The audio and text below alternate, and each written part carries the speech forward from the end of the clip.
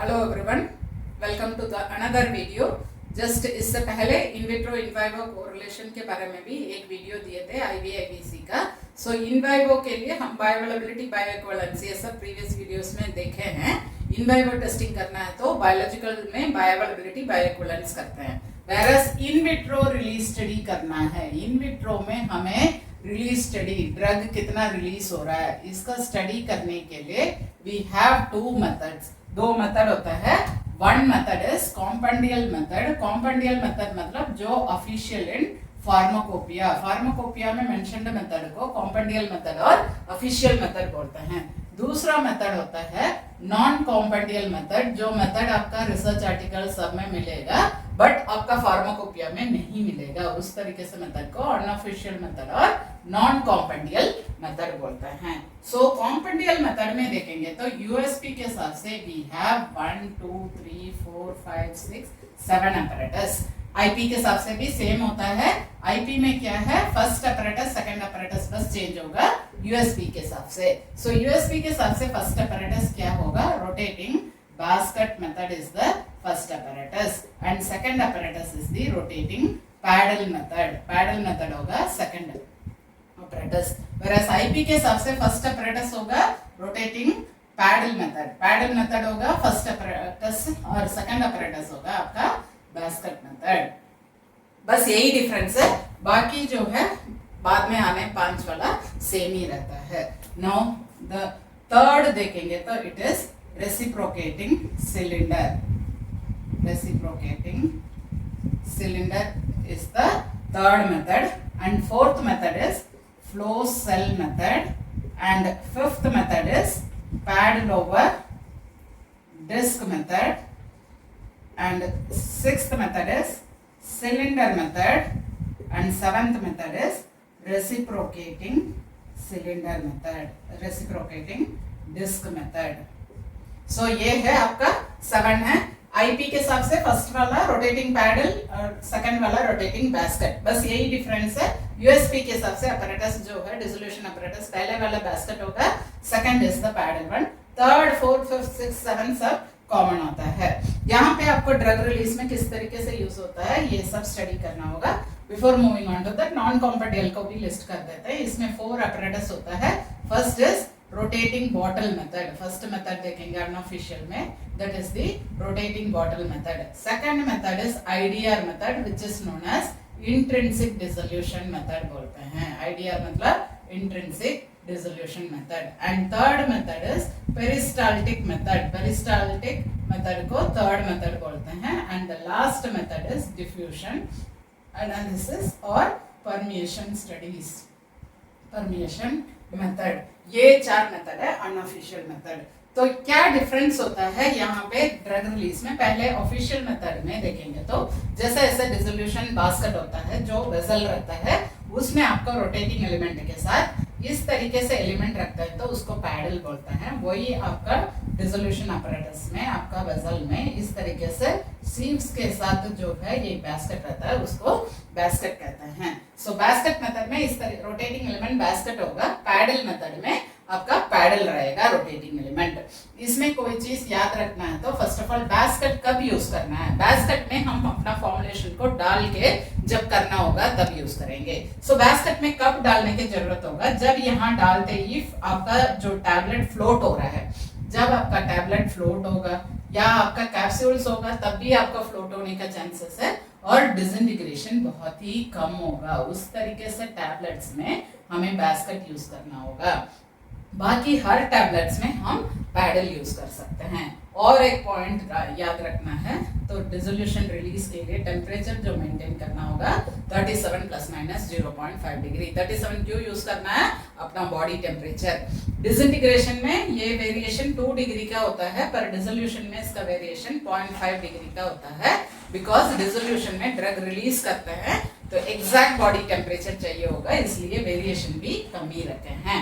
और RPM steering speed कितना रखना होगा, पैडल मेथड में 50 आरपीएम रखना होगा, बास्केट मेथड में जनरली 100 आरपीएम रखना होगा, unless and until it has been specified under any monograph. कोई मोनोग्राफ में मेंशन्ड है अलग अलग आरपीएम तो वही चीज फॉलो करना होगा। If it is not mention, generally देखना है तो पैडल में 50 आरपीएम, बास्केट में 100 आरपीएम यूज करना होगा।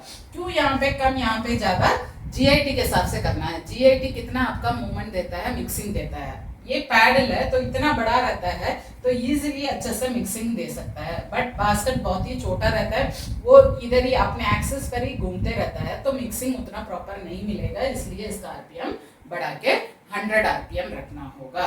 सो यहाँ पे ध्यान रखना पड़ेगा what will be the rotating element और टेम्परेचर और किस तरीके से फॉर्मुलेशन का ड्रग रिलीज इस मेथड से यूज करेंगे, ये सब याद रखना पड़ेगा। हर डायमेंशंस याद रखने की जरूरत नहीं, पैडल कहाँ कितने डायमीटर में है, कितने गैप में है, ये सब आप लोग इंडस्ट्रियल फार्मेसी में पढ़ोगे, उतना काफी है। यहाँ पे आपको कौन सा फॉर्मुलेशन के लिए यूज करता है, क्या क्या कंडीशंस है, वो याद रखना है। नाउ रेसिप्रोकेटिंग सिलेंडर मेनली जो है Beed type of formulation, control release formulation के लिए यूज करते हैं। रेसिप्रोकेटिंग सिलेंडर, वहां पे आपको कुप्राफाइन सिलेंडर बना हुआ होगा, वो नॉन रिएक्टिव है इसलिए उस मटेरियल यूज करते हैं। इस सिलेंडर यूज करके रेसिप्रोकेटिंग मेथड से कंट्रोल रिलीज या मॉडिफाइड रिलीज फॉर्मुलेशंस के लिए रेसिप्रोकेटिंग सिलेंडर यूज करेंगे। Now there is flow cell. Flow cell generally आप लोग को इनसॉल्युबल मटेरियल और पुअरली सॉल्युबल ड्रग, ड्रग का सॉल्युबिलिटी जब कम होता है तब ये जो फ्लो सेल मेथड यूज करना होगा। फ्लो सेल मेथड में एक एडेड एडवांटेज देखेंगे तो डिसोल्यूशन मीडियम को, फ्रेश मीडियम को रिप्लेस करने के लिए अपने आप पंपिंग यूनिट एक रहता है ताकि ये जो सिंक कंडीशन मेंटेन कर सके। सिंक कंडीशन जनरली हम लोग को अपने मैनुअली रिप्लेस करना है, but in case of flow through cell में आपका मीडियम रिप्लेस होते रहता है तो सिंक कंडीशन ऑटोमेटिकली मेंटेन रहता है and it is used for determining the drug release of low soluble or poorly soluble drug. ये है important in case of flow cell. Paddle over disc, इसमें क्या है आपका जो डिसोल्यूशन apparatus में पैडल ही प्रेजेंट होगा, बस यहाँ पे एक डिस्क रखेंगे। डिस्क अगेन आपका स्लीव्स जैसे चलनी जैसा होगा, एक छोटा सा इतना सा कॉइन, 1 रुपया कॉइन के साइज में ही होगा, उसको आपको इधर लगाना है। पैडल ओवर डिस्क, डिस्क के ओवर क्या है, पैडल है, इसलिए इसका नाम डिस्क के ऊपर पैडल, उसी को ही पैडल ओवर डिस्क बोलता है। सो रिमेंबर ये जो लास्ट 3 मेथड है ट्रांसडर्मल ड्रग डिलीवरी सिस्टम का रिलीज चेक करने के लिए यूज करते हैं। ट्रांसडर्मल मतलब आपका जो है ड्रग रिलीज स्किन में है, क्रीम का, ऑइंटमेंट का, पैच का, बैंडेड का, इसी तरीके से कोई ट्रांसडर्मल फॉर्मुलेशंस होगा उसका ड्रग रिलीज चेक करना है तो आपका ये 3 मेथड यूज करना, paddle over, cylinder, reciprocating disc method. इन तीनों में एक और चीज, एक पॉइंट तो कॉमन है TDDS के लिए, ट्रांसडर्मल फॉर्मुलेशन के लिए, एंड द टेम्परेचर, स्किन के टेम्परेचर के साथ से 37 नहीं यूज करना है, यहाँ पे 32 ± 0.5 डिग्री यूज करना चाहिए। बाकी सब सेम होता है, बस पैडल ओवर डिस्क में डिस्क रहेगा, सिलेंडर मेथड में, सिलेंडर में आपको फॉर्मुलेशन रखना है, रेसिप्रोकेटिंग डिस्क में reciprocating type of disc present होता है। तो ये है आप लोग का 7 official methods of determining the in vitro method of determining the drug release. अब unofficial non compendial method में first of all rotating bottle, bottle type में ही present होता है, different tracks में arrange हो रखा होगा और इसमें एक में गैस्ट्रिक फ्लूइड, एक में इंटेस्टाइनल फ्लूइड, एक में कोलोन का फ्लूइड, इसी तरीके से डिफरेंट pH 1, pH 6.8, pH 8 ऐसे करके भरा रखते हैं और उसको रोटेट करके ड्रग रिलीज चेक करते हैं। एडवांटेज देखेंगे तो इजीली हम एक मीडिया से दूसरे मीडिया में ट्रांसफर करना आसान है, बट वो मैनुअली करना है तो वो टीडीएस है, वो है आपका ड्रॉबैक होता है रोटेटिंग बॉटल मेथड का। Next is IDR. आईडीआर मतलब इंट्रिंसिक डिसोल्यूशन रेट बोलता है। What is mean by intrinsic dissolution rate? Dissolution of powder particle at a constant surface area. एक surface area, constant surface area में से कितना आपका amount of drug dissolve हो रहा है पर यूनिट टाइम में, उसको बोलता है आईडीआर, इंट्रिंसिक डिसोल्यूशन रेट। मतलब यूनिट क्या होता है? मिलीग्राम पर सेंटीमीटर स्क्वायर पर मिनट। मतलब कितने अमाउंट ऑफ ड्रग, अमाउंट के लिए मिलीग्राम यूनिट है, अमाउंट ऑफ ड्रग एक कांस्टेंट एरिया में, सरफेस एरिया में, दैट इज सेंटीमीटर स्क्वायर, एक टाइम पे पर यूनिट टाइम पर मिनट में डिसॉल्व होता है। तो आईडीआर का डेफिनेशन क्या है? Dissolution of powder particles at constant surface area per unit time and the unit is milligram per centimeter square। इसके लिए भी डिसोल्यूशन apparatus में एक एक्सेसरी प्रेजेंट होता है। इसी तरीके से डाई, जो आप लोग टैबलेट मशीन देखे होंगे तो उसमें एक पार्ट होगा डाई, जिसमें आपका पाउडर फिल करके 2 पंचेस में दबाते हैं। तो उसी तरीके से एक कैविटी से एक्सेसरी प्रेजेंट होता है जिसको आईडीआर जो एक्सेसरी बोलता है डिसोल्यूशन अपरेटस में, उसमें आपको इस तरीके से छेद होगा जिसमें पाउडर फिल करके केबीआर प्रेस होता है, उससे आपको दवा देने से इस साइड बस ओपन होगा। एक तरफ जैसे टैबलेट है आपका, इधर बंद है, इधर बंद है, इधर बंद है, एक तरफ बस ओपन होगा। मैं रेड में दिखा रहे हैं, ये रेड साइड बस ओपन है, बाकी साइड ब्लैक सब बंद है। आपका जो अपरेटस के अंदर रहेगा। तो ये की कांस्टेंट सरफेस एरिया है, इसमें से ड्रग कितना डिसॉल्व होके निकल रहा है, इसका रिलीज स्टडी करते हैं, उसको बोलते हैं इंट्रिंसिक डिसोल्यूशन रेट। ये मेनली कब यूज होता है? प्री फॉर्मुलेशन स्टडी में ज्यादा यूज होता है।